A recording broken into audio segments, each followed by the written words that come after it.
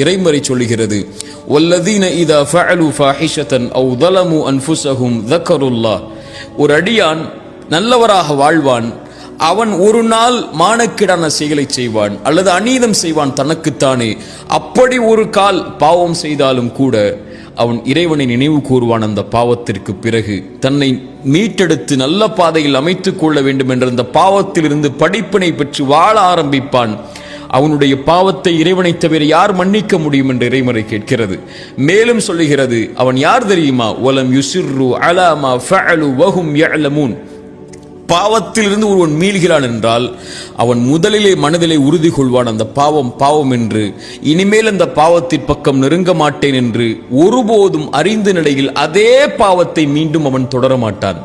இப்படி நற்பாதையில் இருக்கக்கூடிய எவரும் கடந்த கால பாவத்தை குறித்து கவலை அடைய வேண்டிய அவசியமில்லை. ஏனென்றால் அவர் செய்த பாவமே அவருடைய வாழ்வில் இல்லை முன்னால்.